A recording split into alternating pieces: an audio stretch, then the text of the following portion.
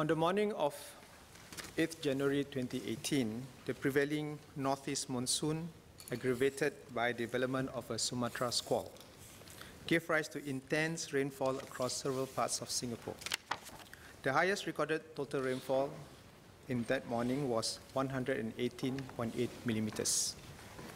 This means that about half of Singapore's average monthly rainfall in January fell over just over 4 hours. 8 of the 9 locations that experienced flash floods that morning are low-lying and therefore susceptible to flash floods.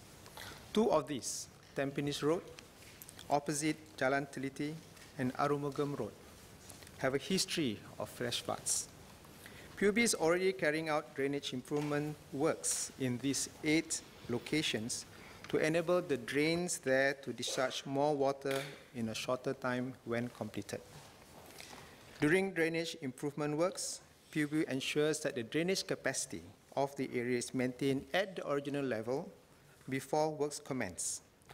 Drainage works did not cause flash floods in these locations. For the 9th location at Tampines Avenue 12, apart from intense rainfall, which exceeded the drain's design capacity, a temporary construction access road built by the contractor had obstructed the earth drain in an adjacent worksite. This aggravated the flash flood. PUB has worked with the developer to improve the drainage at the earth drain, and this will help to improve the situation at Tampines Avenue 12 in an event of an intense storm. The longer-term measure is the permanent drainage system, which will be built in tandem with the upcoming development project at the adjacent worksite. The flash floods were caused by intense rainfall temporarily exceeding the existing design capacity of the drains. Although the floodwaters affected only certain stretches of the roads and subsided within 15 to 60 minutes, we acknowledge that members of the public were inconvenienced and a number of cars were stalled. When flash floods occur, we urge members of the public to exercise caution and avoid traversing in submerged areas even if they appear safe. Flash floods are usually of short duration, and it's better to take a detour or wait for them to pass before continuing the journey. To aid the public, PUB, together with the traffic police and LTA, will help divert vehicles at the earliest possible. Let me go back to drain design. PUB takes into account the rain, the extent and type of developments in the area, catchment areas served by the drain, as well as the design rainfall intensity over the catchment. This is standard international practice. However, with climate change, we can expect more intense rainfalls to be the norm in the future.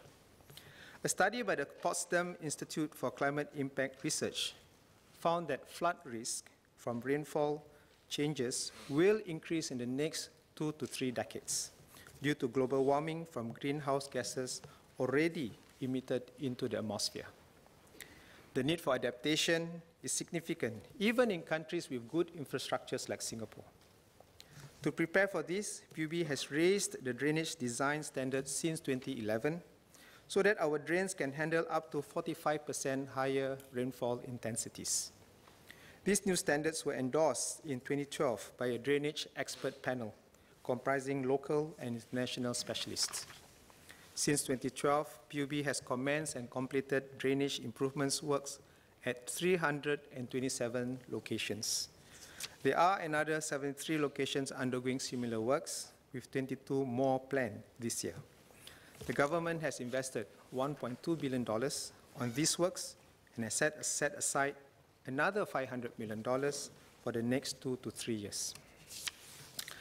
However, it's not feasible to build our drains to accommodate every extreme rainfall event, as this would require massive land take and much higher cost. Let me just take one example. Bedok Canal, which serves some of the affected areas, is being widened at a cost of $128 million. To accommodate, to extend its width of 38 meters to 44 meters. wide enough to accommodate an expressway of 10 lanes, 5 lanes each way. Even with this widening, we cannot guarantee that there will be no floods in future, as rainfall events of even higher intensity could still occur that exceed the design capacity. This is especially so with climate change. To deal with the most extreme historical rainfall events, the Bedok Canal would need to be widened to at least 62 meters, displacing the Bedok Park connector and community spaces adjacent to the canal, and possibly even affecting surrounding residential areas. This will look like a 16-lane expressway. Given competing needs for other land users such as housing, park, roadside, we have to be practical in our drainage expansion in Singapore. We have to design with practical considerations and not for extreme conditions all the time for all places. Building drains for extreme conditions could mean that much of the capacity would be extremely costly, but not needed most of the time. We will, however, ensure our critical infrastructure is well protected from such extreme rainfalls. This is achieved through the source pathway receptor approach, which was developed based on the recommendation of the Drainage Expert Panel to implement a holistic range of interventions. Let me elaborate on the source pathway receptor approach. Under this approach, other than improving the pathways or the drains, we also manage the source, which refers to where the rain falls. Measures include detention tanks to slow down surface runoff and reduce the amount of storm water entering the drains during peak rainfall. For instance, the Stamford Detention Tank and the Stamford Diversion Canal are constructed to protect Orchard Road against floods. These are still under construction. Built beneath a nursery and coach bay of the Tyersall Learning Forest, the Stamford Detention Tank will temporarily hold excess storm water from the drains. After the rain subsides, the storm water will be pumped back into the drains for subsequent discharge in Marina Reservoir. For areas that are most at risk of flooding, PUB stipulates that buildings must have receptor features, such as higher platform levels, crash protection, and flood barriers to prevent flood waters from damaging them. Apart from structural interventions, PUB places equal emphasis on non-structural measures, such as the maintenance of drains. PUB and NEA's Department of Public Cleanliness carry out regular inspections to remove debris, litter, and leaves from the drains. We encourage everyone to keep our environment litter-free. Any obstruction in the drain reduces its capacity and impedes water flow, which could lead to or aggravate a flash flood. We urge developers and contractors to ensure that the drains in and around their work sites function well. Members of the public are encouraged to provide feedback on drain conditions through PUB's My Water app or MSO's One Service app, or call PUB 24-hour call center. Mr. Speaker, as flash floods cannot be completely eliminated, PUB seeks to help members of the public better cope with a flash flood by warning them and providing alerts and timely situation updates. Members of the public can subscribe to NEA's and PUB's SMS alerts or mobile apps for updates on impending heavy rain and the water level in drains at designated locations. While PUB strives to give early warning to the public, the weather systems in our equatorial region pose a forecasting challenge. These weather systems comprise mainly convective thunderstorms, which tend to be localized, develop rather suddenly, and are of short duration. This limits the lead time of our warnings of heavy rain and consequently of flash flood. During flash floods, members of the public can stay updated through radio broadcasts, PUB's Facebook and Twitter pages, mobile apps, as well as LTA's Expressway Monitoring Advisory System, or AMAS. Our approach to flood management is a comprehensive one that seeks to alleviate flood risks while minimizing disruption to the public. We'll continue to take all necessary steps to enhance flood resilience in Singapore and keep the public informed of flash flood incidents. Mr. Dennis Tan.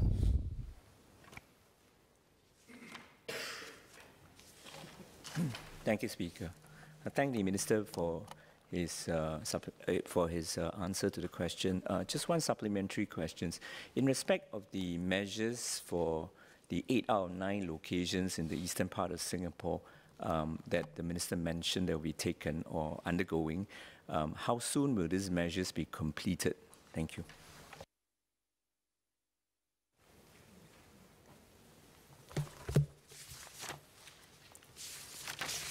Before I answer that question, I think I would like members to recognize that PUB must also manage extremities of weather in both directions.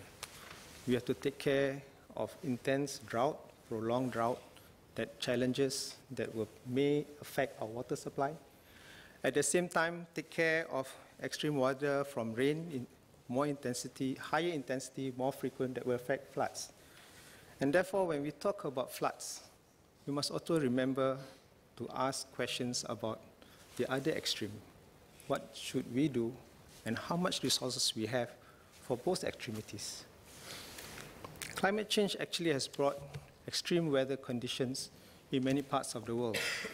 Many of us would have read that Paris has just experienced one of the worst flood because of the rising Seine River, prolonged rain for 2 weeks that now has, or recently has closed even the Louvre Museum. At the same time, down south, Cape Town is experiencing a drought condition for 3 years, just like us. But they were not ready. They did not put in the right things at the right time, and now may run out of water within 2 to 3 months. Cape Town is now racing to look at solutions to solve their water problem. And therefore, I think when we look at our problems too, we have to look at the conditions of what we need to do and how fast we can do what, which we should put priorities. We have something like 8,000 kilometers of drains, canals, and rivers. If you put this end to end, it will, from the surface of the earth, it will go through the center of the earth with 2,000 kilometers to spare. That's how long our drains and canals and rivers are. So we do have to be cautious about making commitments that everything will be settled quickly.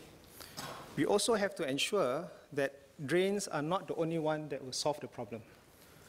We have to ensure that at the source or the receptor of where these rainfalls happen, the developers and the people who own this part of land must also play their part. So it is not easy to answer just because the drains will be ready. By this time, the flash floods will be gone.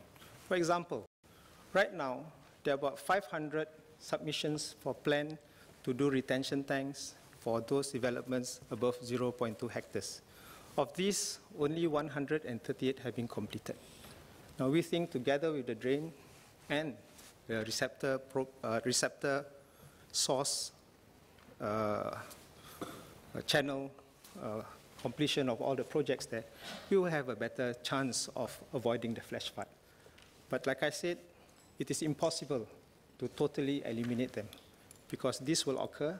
It's more important for us to then to give as much timely warning as possible to our public to ensure that don't traverse these flash floods, which will go away usually within 50 minutes to 60 minutes, and maybe take a detour. Mr. Murali. I thank the Minister for his comprehensive response to my question. May I ask the Minister, how does his ministry propose to exercise oversight over the developers and the construction companies so that their activities would not block the drains and canals and keep it free of debris?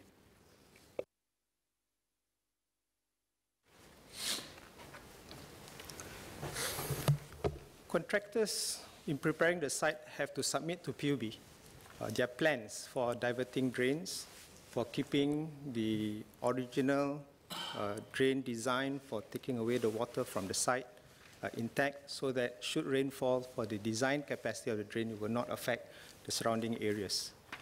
This has worked most of the time. Where we have found flash floods occurring in areas where we know do not frequently occur or rarely occur, it's usually because the contractors have not implemented what they did, what they're supposed to do, or implemented something else in order to make their work site either accessible or easier to work on. And when this happened, whether it was the case in the recent case of Tampines 12, Avenue 12, we will take action against the contractor, bring them to court and fine them.